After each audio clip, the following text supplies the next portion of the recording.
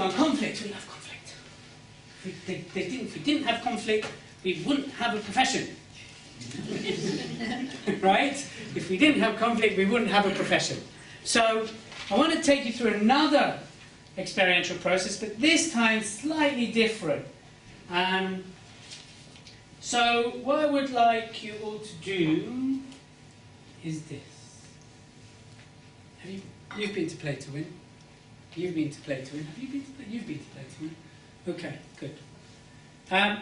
So you will be the people that I call up here. The three that have been. It all makes sense to you in a second. So, please, one of you be spectacular and one of you be fabulous. So just turn to the person next to you and say which one you want to be.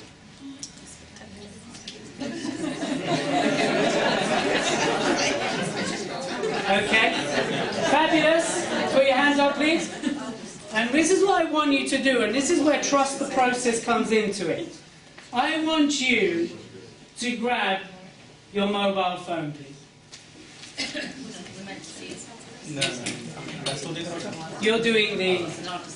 Yeah, grab your mobile phone, which I know everybody's massively precious about. Right? Text everybody and go on Facebook and say, Elliot's rocking right now. No, I'm only kidding. And what I want you to do is hand your phone to your partner. Excellent. Good, you're so obedient. Can everyone please reach into their credit cards? Good.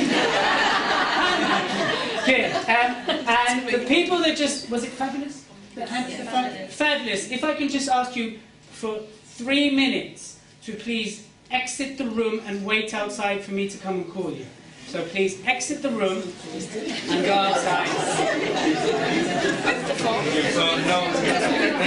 Everybody else? You have the phone, you stay.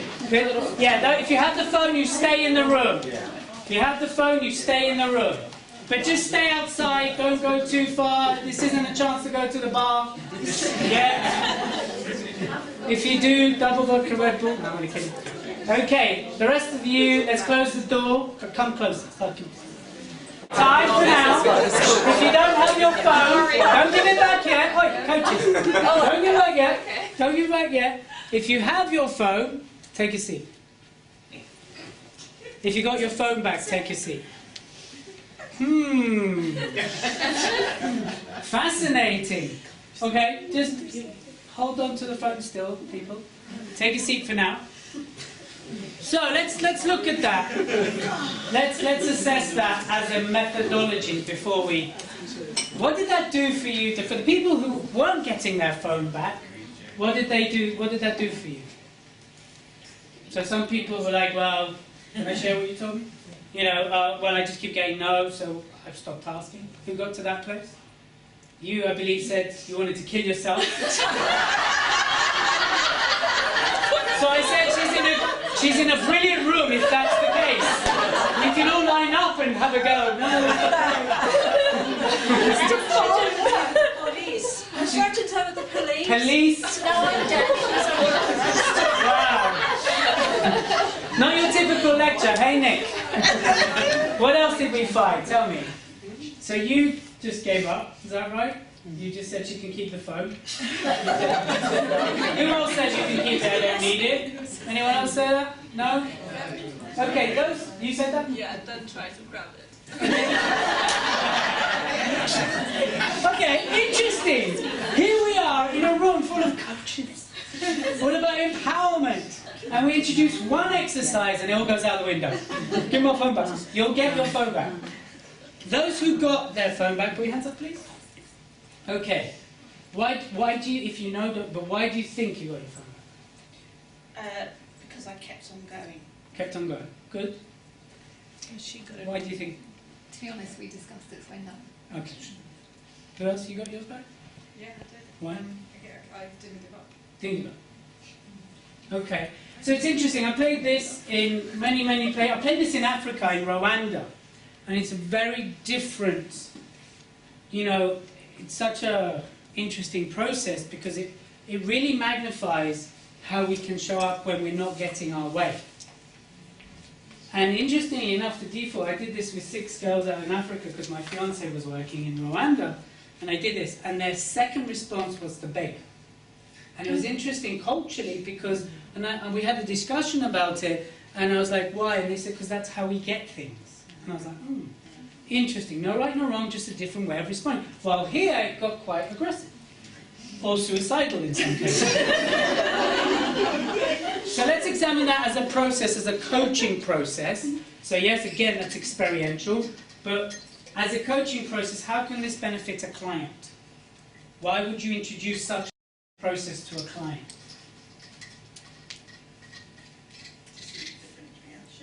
Different reactions, yeah. To show that if you ask, you can get. If you ask, you can get, yes. Also for the client to get really clear why they want it, because if they have to keep asking for it, they might come up with different reasons. Yes, absolutely, okay. To trust themselves with what they're doing, so they keep going when they trust in what they're saying. Trust themselves, trusting what they're doing, yes, I agree. All of the above. Would it also be their pattern? Their pattern. How easily the patterns were exposed in that. Yeah. Could you see how quickly, I know, we discussed it over our coffee, adult, parent, child, how many of you switched between your transactional analysis? Some of you went to child, some of you went to parent, give me my phone, it's my phone, finger with my finger. Yeah? But it very quickly revealed how, in a conflicting situation, some of us might show up. And when we're not getting our own way. Now I'm aware it's slightly contrived because I asked you to give up your phone and things like that. But it will show up in various situations when the client isn't getting their way. It's a good way of showing what their patterns and their habits and their behaviors and their thoughts are like. But if I said to you, okay, I'm going to show you a way where you can learn to deal with conflict by asking, you go, oh yeah, that's what we do. But showing you this, you're suddenly going, oh. So can you see how quickly a lot of you resorted to your patterns? Some of you got aggressive, give them a phone back. Yeah? Some of you got childlike, you never loved me anyway. Right? Now, do you want to know what the key was to getting it back? Patience. Patience and asking 6 times. 6 times. So please hand back their phones now that they know.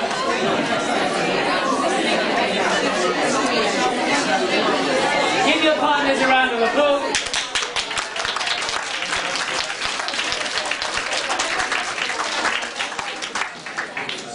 So, very, very powerful activity. But can you see how you can do that with various situations? Can you see that? Now you're all smiling. Really? Is it worth killing yourself over seriously? It's a phone. I have my life on it. It's okay, we have clouds these days. But can you see from a methodology how that can quickly, very quickly, evoke someone's instinctive reaction? And vocalize them, again, going to Donald's model. How quickly you became vocal. I want my phone, give me my phone, give me my phone, give me my phone. Yeah, some of you, different ways. It's not wrong, right? And some people do resort to begging. I've seen people, not just in Rwanda, in the UK, in Paris, in Spain, oh, give me my phone. They literally go, oh, please. But that's how they do things. So it's not about judging, it's about understanding why you feel that's your default. And that's in 6 minutes. It wasn't like, okay, there was no regression going on here. I wasn't taking you back. Very simple, powerful, effective. Yeah? So there's an element of assertion in that. Of course, being assertive and standing your ground in a way that is getting your own. Have you heard of the broken record technique? Have you heard of that in assertive training? Who's done assertive training? Yeah? Who's never heard of that? It's really simple. Really simple. Very simple tool. You stand and you repeat the same question or request until you get it. But you don't get aggressive and you don't raise your voice. So you go, can I have my phone back? Can I have my phone back? Can I have my phone back? Can I have my phone back? Can I have my phone back? Can I have my phone back? Can I have a refund? Can I have a refund? Can I have a refund? Can I speak to your manager? Can I speak to your manager? Can I speak to your manager? Can I speak to your manager? Broken record. So in essence, had you stood there like a broken record and just gone, can I have my phone back? Can I have my phone back? Can I have my phone back? Can I have my phone back? Can I have my phone back? Can I have my phone back? Huh. So yeah, it's also a reflection of how quickly we tend to give up. Some of you ready to ride off that phone and go to T-Mobile tomorrow and sign up for a new one. So really it's a reflection of us, so very powerful. And one of the pioneers, again an unsung hero, is Andrew Salter. And Andrew, when it came to search and training and just really getting people present and dealing with conflicting situations. Again, this is why experiential is so powerful for these kinds of situations, when someone's really non-vocal, or someone's non-conflictive, or they're not assertive, they can't stand their ground, right? And so Andrew Salter was one of the first people publicly, by the way, to come out and attack Freud. Just if you want to know a little bit about how he saw the world. Again, not right or wrong, but he wrote a book around why the whole of Freudian is just rubbish. I have no opinion on it. But just so you understand, and he was a real pioneer, very much around what we might call these days emotional intelligence, heart space coaching, but he's one of the first people to pioneer it, way back in 1949. And he talked about his 6 stages, which he discussed, which is very much feeling talk. Talk with feeling. I feel. Always I'm feeling. I feel. I feel. I feel. Right? Because a lot of us don't, we go, how are you? Okay. Well, that's not really talking in feeling. No, really, how are you feeling? Because he was one of the people that also said, show me a depressed person, I'll show you lack of expression. And he always said, what's not being said? What's not being said? Where are they resorting to when they don't get what they perceive they want or need? Hence the conflict, which we discussed, by creating that situation. There's also an element in that process of paradoxical therapy, where you put someone up against their stuff. So when they're afraid of conflict, you create a conflicting situation. Because what will happen, phobias, right? If there's a spider there and I've got a phobia of spiders, and I in a safe environment, and I make someone stand by a spider, what will happen? What will happen? Not a trick question. What will happen to my heartbeat? And I'm scared of... What will happen? Rise. And I'm standing there, and then what will happen? Fear. And then what will happen? Sweating. And then? Shallow breathing. And then? Run away. Fight or flight. If you create a space where they can't quite run away, hopefully without that, Violent. what will eventually happen? Calm Calm down. Eventually they'll go, oh, it takes some time, it's not comfortable. It's not a comfortable way of doing things. It's a very good way to deal with anxiety and phobias, but this is also one of those where you're putting people in that situation. So the first one is like feeling talk, really the feeling talk. So Friday's Fridays and fact talk. Salter would rather hear his patient getting some emotion out of it, saying, thanks heavens it's Friday. Really expressing emotion. The other thing was face, using the face to talk versus this stiff upper lip. I didn't show emotion. Yeah, really using the face. Again, there was the contradict and attack, and this was a big one. This is a big one for a lot of people. You know, he used to train a lot of people, and he was very directive with his coaching. So he used to say, stop doing what you're doing, it doesn't work, do it my way. He was one of those coaches. There's a whole argument, you be non-directive, are you directive? He got results because he felt he was directive. And contradict and attack is going, sitting there in a meeting or whatever it might be, and you go, do you know what, that doesn't feel right. And he used to train his patients, that doesn't feel right. And what do you mean? It just doesn't feel right. And then what he found is people instinctively go, oh yeah, that doesn't feel right. But then he would go, no, I disagree with you. What do you think that did to the dynamics of the relationship? So this isn't about, by the way, because a lot of people say, well, if you give people this freedom, by doing these steps, you're not suddenly going to become a psychopathic, stabber.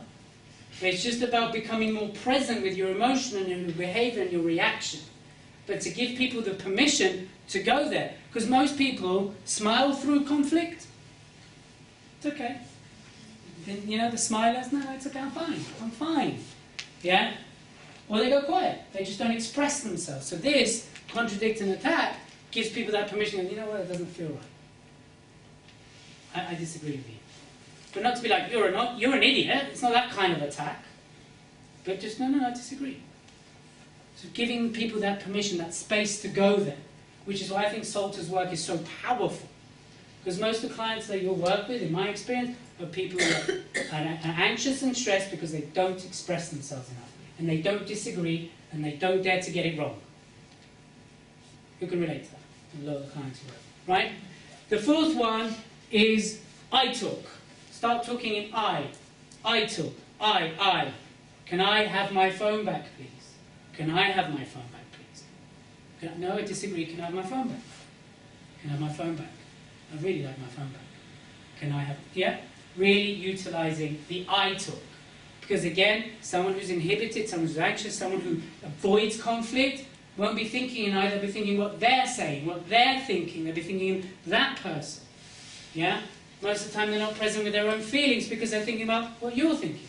Oh, what's that person thinking about that guy with the hat and the pink top? Oh, standing up here. Right? Then the whole express agreement when praised. So how many of you love to get compliments? Good. How many of you don't still have problems with compliments? Be honest. All of you are neutral around compliments. So a few hands went up. A lot of people have issue with compliments. And he would encourage people to go, yeah, I do. Yeah? It's a great talk. Yeah, it was, wasn't it? Versus going, no, you guys are terrible. How many people relate to that? Yeah, really, that was a great session. No, it's okay, it was average. Yeah, I could have done better. Again, that's default. Default. Right, so it expressed people. And then the last one is don't plan and live for the moment, which is why I think he's one of the pioneers of presence coaching, being present. I know Gestalt goes into that a lot. But it's like being present with the experience. He says, everybody should behave as if they're half drunk. All the time. Imagine. That doesn't give you permission to be drunk half the time. But as if you are drunk half the time. Because you'll tell the truth, you'll be honest. Yeah? Again, this isn't about suddenly becoming aggressive, but it's about being assertive in a conflicting situation. And how quickly, using this methodology, we could have used that to dissolve the conflict that you default to. Could you see that in relation to the activity? Yeah, so this is why I think also the experiential side of Salter's work, because he would purposely create the situations for the people. He would make sure they are confronted by their conflict. He would build rapport first. They wouldn't walk in their office and go, in their face, give me your phone, give me your money, okay, get it back. He wouldn't be that way, right?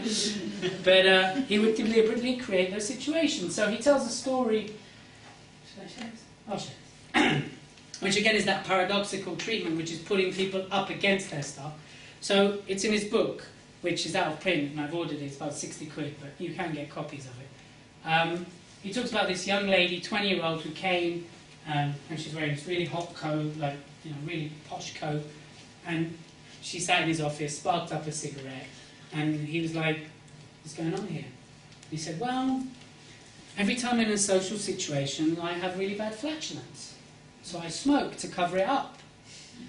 Right? Which is very, can you imagine? She's 20, good looking, but as soon as she's got social anxiety, which is expressed with flatulence. Right? So what he did, he worked with her, found out about her family. She came from a wealthy family that was broke, that she was living in a one-bedroom apartment, so she came from wealth and collapsed, and she had a lot of social anxiety around that, a lot of pressure, a lot of self-judgment, which manifested itself, in her case, flatulence.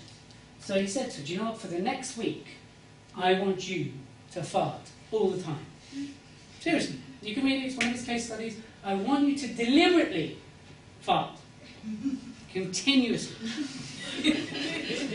Right? I want you to just let rip. Right? Putting up against her stuff. Guess what happened within a week? She stopped. Nowhere left. Huh? Everyone had moved out of New York. You know The Fog? The film The Fog? No, it wasn't her. But after a week, she learned to control, she no longer had the problem, and after a month she didn't need his treatment anymore. Because of that whole effect of putting someone in that next to that spider, and then the spider becomes smaller and harmless again. Right? So it's that whole creating the situation, putting them against it. Now, do you need rapport, grace? Yes. That's not something you do with the first session. But putting them into that experiential recovery or experiential situation which surfaces it in a non-directive way, like I did with that exercise, is incredibly impactful. All right? And again, this taught me a lot in my way of doing things and how to ask, how to be assertive, how to hold myself.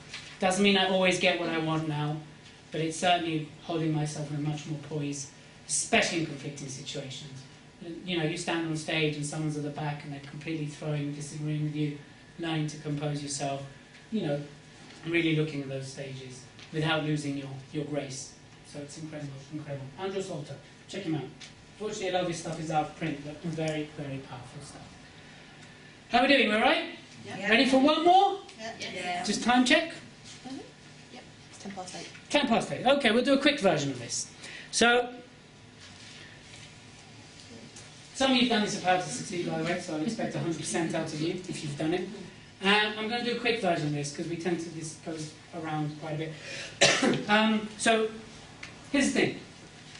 This helped me collapse. When I was 12, I was sexually abused by a man. And I kind of carried that, I carried that with me for years and years and years. And when that all hit the fan, I was looking at my whole role of vulnerability, letting people in, why was I having that issue, why weren't women sticking around, and all this kind of stuff. Why doesn't money stick around? And one of the things I devised is this process called the power of release.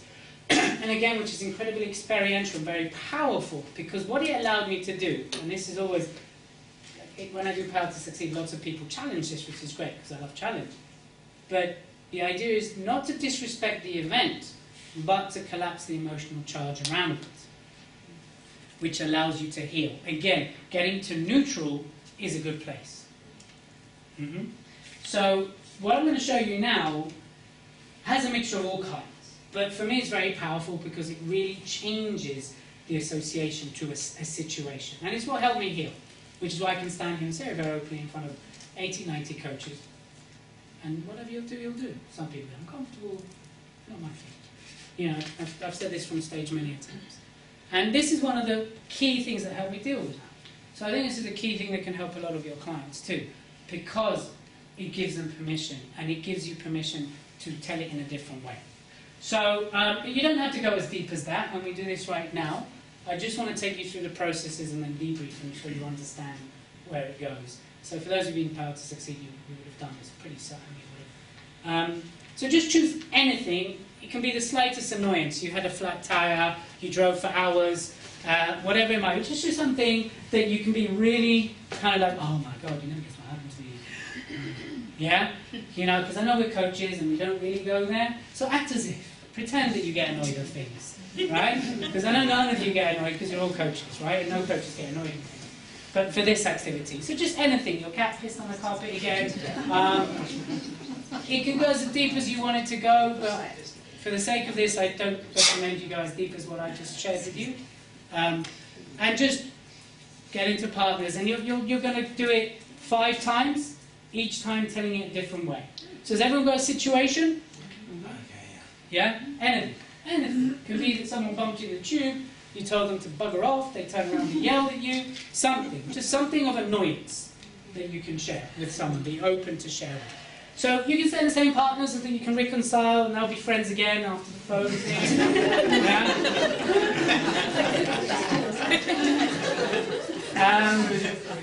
Okay, good. So here's what you can do. Everyone got a situation that they're happy just to talk about? Again, we're looking at this as a coaching methodology. This isn't therapy. I'm not coaching you right now. But is that true? We'll soon find out. And just please stand up. As a methodology. So normally I do 5, there's 2 other states. And for those who come to Power to Succeed, you'll get to experience them. So there's something left over, because then you won't go, I've done this. Yeah? So tell me about this as a methodology. What did we take from that? Telling something that's annoying, emotionally charged, and we tell it in 3 different ways in this case. What did we take from that? You change how you feel about it. Change how you feel about it. What else? That when you change the pose, you can change how you feel. If you take a role, you can actually see it, and it may be different. Yeah, so stepping into it, yeah. Yes, and it may change your internal state. Yes, absolutely. By acting that you are in that situation. Absolutely, change your state, put you in a situation. What else? Setting your emotions free gives you an opportunity to go one step further, because usually we are stuck with this feeling, these feelings, and that blocks us from going further. Yeah. Okay. You also understand the other person's point of view and what their drivers were. Yeah, absolutely. It's also speaking out loud and hearing what you're saying. Right? Yeah, so definitely voicing that voice, what's going on. Now, again, it's important to remember that this process in no way is disrespectful to the event which you're dealing with. As I said, I did this for, sexual abuse when I was 12, and I did that to collapse the charge that was carried. That's not denying what happened to me. I'm well aware what happened to me. That doesn't suddenly mean I'm empowering him in any way, but it's wholesomely being able to review the situation without the emotional charge. So there's work to be done beyond that, but doing this for 21 days, this is what I did, for 21 days, like I showed you, and there's 2 other states which I didn't show you, it allowed me to collapse the emotional charge. Do you see how that can work just by doing it very quickly here? So it's not about making, being melodramatic and being a clown about the event. That's not the point of that. But in NLP terms, it's a deframe and a reframe. A deframe and a reframe. You're destroying the frame of reference and reframing it. Yeah? Can you see how that would work if you were to do it several times? Can you do it 7 times? Yes. Can you do it 3, 5 times? Yeah. It's what you feel is right for that client. Now, also what's very interesting is how quickly it brings up that person's inhibition to deal with it. So some of you were like, oh, I'm not good at this, I can't do this, I feel it's silly. Right? Yes, you will. But sometimes we've got to really push the boundaries of our inhibitions to shift. And of course at the beginning, standing there in front of the mirror going, telling the story, it's a bit like, my voice is kicked in, but it's about the bigger picture, and it's about the result. So I call this process power of release, and I normally say do it 5 times. It's a very powerful. So how do you feel about the situation you told right now? I know some of you didn't go deep, but it doesn't matter. Much calmer. Much calmer, lighter. Yeah. And, the key is improvement versus cure. So is that something going to collapse someone's traumatic experience in 1 session because they've told it 5 times? Is it? No. But if they can leave a little bit lighter about it, for a little bit, and then come back the next time, you reinforce that, and you reinforce that, so eventually they're able to truly face it. Yeah? Again, does it need rapport and grace and respect? Of course. Yeah? But that's a very, very powerful emotional release. Again, there was no close your eyes, there's no hypnosis. It's a very simple way of retelling a story. Because a lot of us are wrapped up in the story versus what happened. Yeah? So I can stand here and say, look, I was 12, I did what I did, I only did what I knew best at that time. That doesn't define me, that doesn't make me less of a man. All this stuff that I was carrying around. Being vulnerable is okay, it doesn't mean next time I'm vulnerable that suddenly someone's going to attack me, which is what I was associating it to. Let my guard down. It means that I can treat women with love and respect, and it means that I can allow people close to me, but I had to collapse it first. Yeah? And that's what I use. So emotional release. Simple activity. I'm just saying that this is what worked for me to help me shift and clear everything when I came back from Australia. I'm not the only one that does this. I'm not the first one, and I won't be the last. So that's why I call it the power of release. I used to call it, funny enough, the guilt removal process. But then what's the focus? Guilt.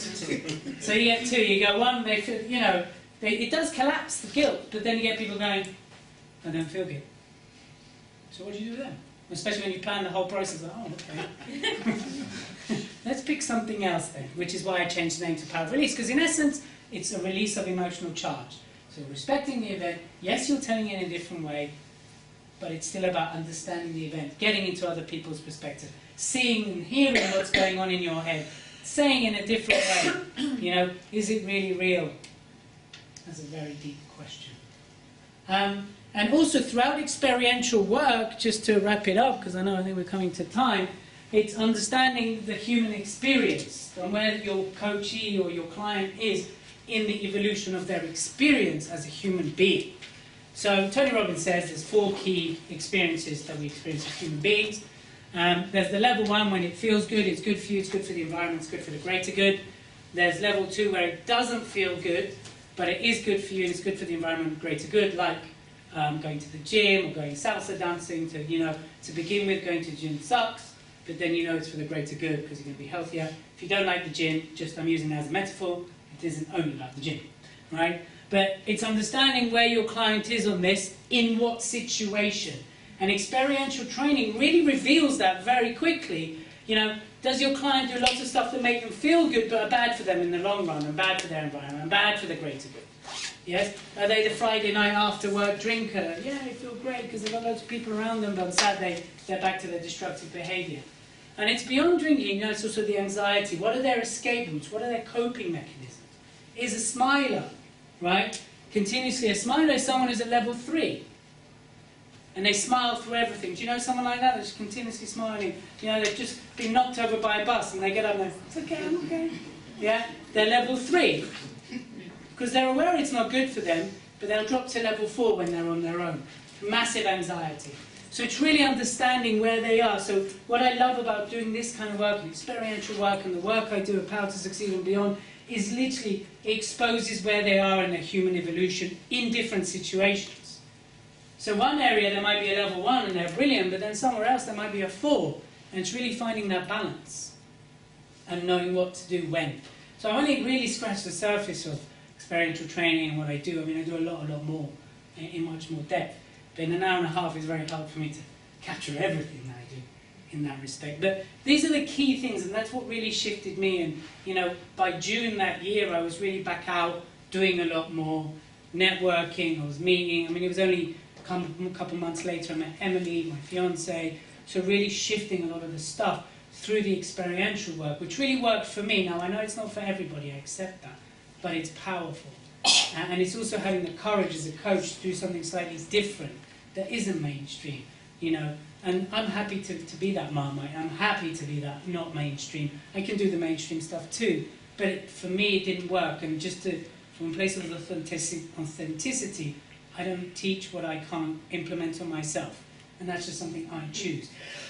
So everything that you see, I've gone through myself. Everything that I talk about when I do Power to Succeed, I've gone through myself. I don't train a modality that I haven't tested, because I think it's important we have that responsibility as coaches, because that's why I've also very much, personally, I don't do a lot of regression work. Because the more I've delved into that, the more it can create false memory syndrome, and it can get really tricky. What's real, what's not, what happened, what didn't. I'd rather look at the person's behaviour now. Yes, we can take the past into consideration as trigger mechanisms, etc., but I won't necessarily regress them to being a child, right? So that's just my personal choice. There's no right, there's no wrong. So, it's 8:30, that's me, beyond the spoken word.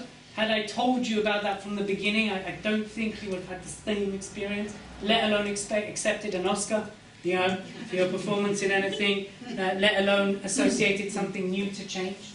So I just want to say thank you for going with it and experiencing it, and thank you for having me, Nick. I believe it's 8:30.